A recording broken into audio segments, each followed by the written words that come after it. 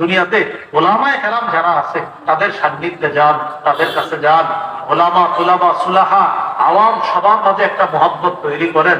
খতিব সাহেবের কাছাকাছি গিয়ে বয়ান শুনবেন প্রতি জুমায়, সবার আগে আগে মসজিদে যাবেন। আজান পড়ার পর সবার আগে আগে মসজিদে যাবেন। এইভাবে আমরা প্রতিটা সময়কে আমরা মূল্যায়ন করব। বলেন সবাই ইনশাআল্লাহ।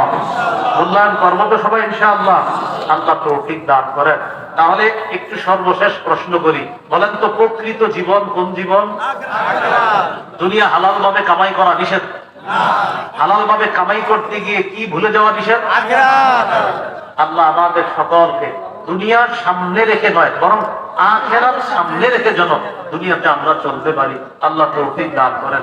সুবহানাল্লাহি ওয়া বিহামদিহি, সুবহানাকাল্লাহুম্মা ওয়া বিহামদিকা, আশহাদু আল লা ইলাহা ইল্লা আনতা আস্তাগফিরুকা ওয়া আতুবু ইলাইক। একটা ঘোষণা দেওয়ার জন্য বলা হয়েছে, মিম্বরের আমানত আমার সংকলন, এটা পঞ্চম ষষ্ঠ খণ্ড বের হয়েছে। আগে ছিল 4 খণ্ড, এখন পঞ্চম ষষ্ঠ খণ্ড অনলাইনে পাওয়া যায়। তাদের যাদের লাগবে অনলাইন থেকে সংগ্রহ করবেন।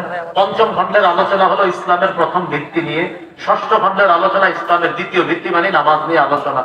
আজকে একদল তারা এখানেও নিয়ে এসেছে কিতাবগুলা। তো অনলাইনে যেই টাকায় পান এখান থেকে হয়তো তারা আরো কমে দিয়ে দেয়।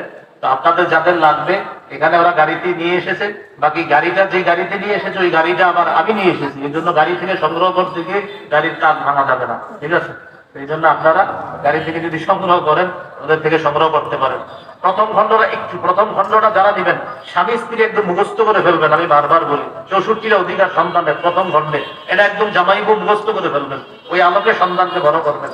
দ্বিতীয় খণ্ডে শিরিক বেদাত কুফর তাওহীদ, তৃতীয় খণ্ডে হালাল হারাম, চতুর্থ খণ্ডে স্বামীর 24টা অধিকার, স্ত্রীর 19টা অধিকার, পঞ্চম খণ্ডে ইসলামের প্রথম ভিত্তি।